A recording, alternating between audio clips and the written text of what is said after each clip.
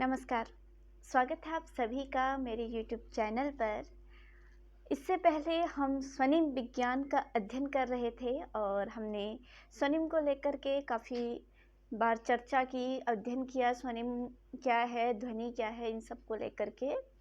तो स्वनिम, ध्वनि और स्वनिम में अंतर को लेकर हम इससे पहले बात कर चुके हैं और फिर भी आज मोटे तौर पर हम स्वनिम पर बात करते हुए स्वनिम परिवर्तनों के कारणों का अध्ययन करेंगे। तो जो स्वनिम है, स्वनिम उच्चारित भाषा की एक ऐसी लघुतम इकाई है जिससे दो ध्वनियों के बीच का अंतर स्पष्ट हो सकता है। कुछ विद्वान ध्वनि उच्चारण एवं श्रवण के संबंधों को लेकर के, यानी कि जो सुनने के आधार पर स्वनिम को शरीर विज्ञान तथा भौतिक विज्ञान से संबंधित मानते हैं। उनका मानना है कि जो उच्चारण की जो प्रक्रिया है या श्रवण की जो प्रक्रिया है, सुनने की जो प्रक्रिया है, वो शरीर विज्ञान से संबंधित है और जो ध्वनि के संवहन की जो प्रक्रिया है वो भौतिक विज्ञान से संबंधित है। इस आधार पर स्वनिम को शरीर विज्ञान और भौतिक विज्ञान से भी जोड़ा जाता है, क्योंकि किसी भी भाषा की जो मूलभूत ध्वनियाँ हैं वो 15 से लेकर 50 हो सकती हैं या फिर उससे ज़्यादा हो सकती हैं, लेकिन इन ध्वनियों के निर्धारण के बाद ही स्वनिम का निर्धारण होता है और स्वनिम के माध्यम से ही ध्वनियों के बीच जो है वो अंतर प्रदर्शित हो सकता है, ध्वनियों के मध्य का अंतर पता चलता है। जैसे अगर हम हिंदी की वर्णमाला को लेते हैं, हिंदी की ध्वनियों को अगर हम लेते हैं तो उसमें मान लीजिए जैसे ज, न, म, प, ये जो ध्वनियाँ हैं ये भिन्न भिन्न सार्थक ध्वनियाँ हैं। जब कोई भी व्यक्ति इन ध्वनियों का उच्चारण करता है या बार बार इन ध्वनियों को उच्चारित करता है, इन ध्वनियों का वाक्यों में प्रयोग करता है, तो उसके बार बार उच्चारण में इन ध्वनियों के उच्चारण में अंतर हो जाता है और ये अंतर होना जो है वो स्वाभाविक है। जैसे उदाहरण के लिए पान, जान, पानी, मनु, मानो, माने, इस तरीके से जब हम इनको बोलते हैं, इन शब्दों को उच्चारित करते हैं, तो इन सब में जो नौ ध्वनि है वो सामान्य रूप से हमें इसमें कोई अंतर नहीं दिखाई देता है। लेकिन जब हम सूक्ष्म रूप से देखते हैं, सूक्ष्म चिंतन के आधार पर इसमें जो है भिन्नता का ज्ञान हमें होता है। इसको लेकर के हम पिछले वीडियो में बात कर चुके हैं। तो आज हम बात करने वाले हैं कि इसी सूक्ष्म चिंतन के आधार पर स्वनिमों के परिवर्तन के कई कारण हमें दिखाई देते हैं और आज हम स्वनिम परिवर्तन के इन्हीं कारणों का अध्ययन करने वाले हैं। हालांकि स्वनिम परिवर्तन के बहुत सारे कारण हैं, लेकिन यहाँ पर हम प्रमुख कारणों का अध्ययन करेंगे। हम यहाँ पर केवल स्वनिम के परिवर्तन के ही कारणों का अध्ययन करने, जो प्रमुख रूप से जिसको हम स्वनिम के अंतर्गत ले लेते हैं। स्वनिम जो है, स्वनिम और ध्वनि में अंतर आप लोगों को पिछली वीडियो में बता चुके हैं। पिछली वीडियो में आपको बताया गया है कि किस प्रकार हम ध्वनि जो है, ध्वनि और स्वनिम जो है वो अलग अलग हैं। हालांकि ध्वनि के अंतर्गत बहुत सारे परिवर्तन होते हैं, उनका अध्ययन हम बाद में ध्वनि परिवर्तन के अंतर्गत करेंगे, लेकिन यहाँ पर जब हम स्वनिम परिवर्तन की बात करते हैं तो उसमें हम कुछ प्रमुख परिवर्तनों को लेते हैं। जैसे कि सबसे पहला जो परिवर्तन है वो है वाग यंत्रों की विविधता। तो जितने भी मनुष्य होते हैं, उन मनुष्यों के जो वाग यंत्र होते हैं वो वाग यंत्र जो हैं वो समान नहीं होते हैं, भिन्न भिन्न होते हैं। हमारे वाग यंत्र जो है, हमारे कंठ है, मुंह है, हमारे नासिका है, हमारे उच्चारण स्थान जो है, जहाँ से हम शब्दों को उच्चारित करते हैं, वो सभी व्यक्तियों के एक समान नहीं होते हैं। तो सभी इसमें जो है थोड़ा थोड़ा परिवर्तन जो है वो सभी के वाग यंत्रों में होता है। तो इसी परिवर्तन के आधार पर उच्चारण में भी परिवर्तन आ जाता है और स्वनिमों के उच्चारण में जो है परिवर्तन हो जाता है। तो वाग यंत्रों की विविधता जो है वो स्वनिम परिवर्तन का एक प्रमुख कारण मानी जा सकती है। इसके बाद जो दूसरा हमारा कारण है स्वनिम परिवर्तन का वो है प्रयत्न लाघव। तो प्रयत्न लाघव का मतलब क्या है कि ध्वनि उत्पादन या उच्चारण में के प्रयत्न को लघु कर देना, यानी कि छोटा कर देना, यानी कि उच्चारण की सुविधा, मुख सुख आदि कई कारणों से अक्सर हम शब्दों को सरल और संक्षिप्त करके बोल देते हैं। जैसे कि वर्तमान में आप लोग देख रहे हैं कि जो कोरोना वायरस डिजीज़ 19 है, उसको हम कोविड-19 हमने उसको नाम दे दिया है, हम उसको कोविड-19 बोलते हैं। मतलब आम बोलचाल में जो है हमारा कोविड-19 जो है वो अधिक प्रयोग में लाया जा रहा है।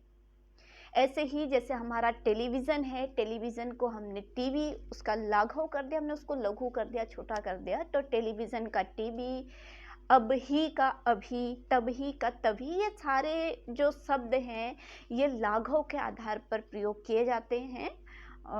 तो इससे क्या होता है कि स्वनिमों में परिवर्तन हो जाता है। स्वनिम मतलब यहाँ पर क्या होता है कि स्वनिम जो है वो लघु हो जाते हैं, और स्वनिम परिवर्तन का एक प्रमुख कारण इसे माना जाता है। इसके बाद जो स्वनिम परिवर्तन का कारण, जो महत्वपूर्ण कारण है, वो है अज्ञान और अपूर्ण अनुकरण। तो अज्ञान और अपूर्ण अनुकरण भी स्वनिम परिवर्तन के एक महत्वपूर्ण कारणों में से एक है। हालांकि जो भाषा होती है वो अनुकरण के माध्यम से सीखी जाती है, लेकिन ये जरूरी नहीं है कि हमेशा ये अनुकरण जो है वो पूर्ण होता है। कभी कभी ये अनुकरण जो है अपूर्ण होता है, और इसी अपूर्णता के कारण जो है वो स्वनिम परिवर्तन आ जाता है। इसके अलावा कभी कभी सुनने में भिन्नता या फिर विफलता या फिर अज्ञान आदि के कारण भी स्वनिमों में परिवर्तन होता रहता है। जैसे गवर्नमेंट जब हम कहते हैं तो ये जो है इसी तरह का एक स्वनिम परिवर्तन है। सर्टिफिकेट जब हम कह देते हैं तो ये भी क्या है, इसी तरीके का एक स्वनिम परिवर्तन से बना हुआ एक शब्द है। इसके अलावा जो है मात्रा भेद भी जो है स्वनिम परिवर्तन का प्रमुख कारण है। अब जो है मात्रा भेद क्या होता है, जब कभी शब्द में प्रयुक्त कोई मात्रा जो है ह्रस्व से दीर्घ हो जाती है, यानी कि छोटी से बड़ी मात्रा में जब बदल जाती है, या फिर दीर्घ से ह्रस्व हो जाती है, कोई मात्रा जो है वो दीर्घ रूप में प्रचलित होती है, फिर धीरे धीरे वो ह्रस्व हो जाती है, तो इसे मात्रा भेद भी कहा जाता है। तो ह्रस्वीकरण जो होता है, जहाँ पर जो है मात्रा जो है वो छोटी हो जाती है, जैसे उदाहरण हम ले सकते हैं इसमें आकाश को कई बार हम आकाश भी बोल देते हैं। इसके अलावा आषाढ़ को भी हम आषाढ़ बोल देते हैं, यानी कि आ कोई जगह पर हम ह्रस्व कर देते हैं, अ का प्रयोग कर देते हैं। तो ये मात्रा भेद में ह्रस्वीकरण के कारण जो है स्वनिम परिवर्तन आ जाता है। इसके अलावा जो दीर्घीकरण है, यानी कि जहाँ पर जो है मात्रा जो है दीर्घ हो जाती है, लघु मात्रा के स्थान पे दीर्घ मात्रा का प्रयोग होने लगता है।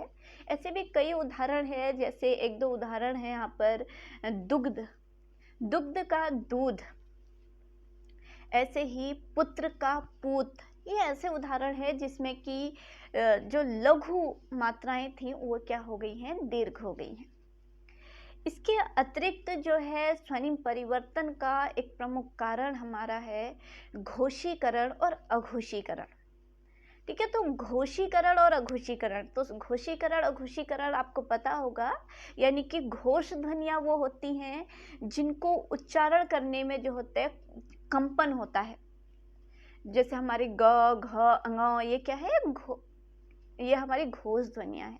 ऐसे ही अघोषीकरण, जो अघोष ध्वनियाँ हैं, यानी कि जिनको उच्चारित करने में कंपन नहीं होता है, जैसे क, ख, तो ये ध्वनियाँ जो है ये हमारी अघोष है।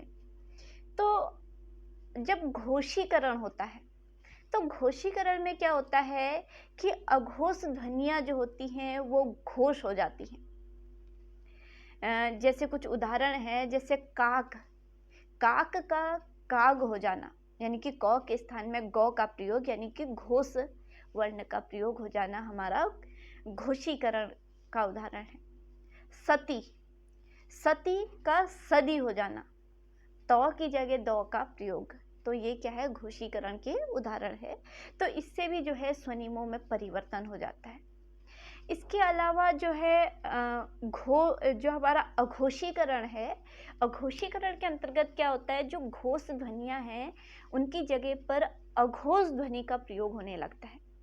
जैसे मदद, मदद की जगह मदद, द की जगह त का प्रयोग हो जाना।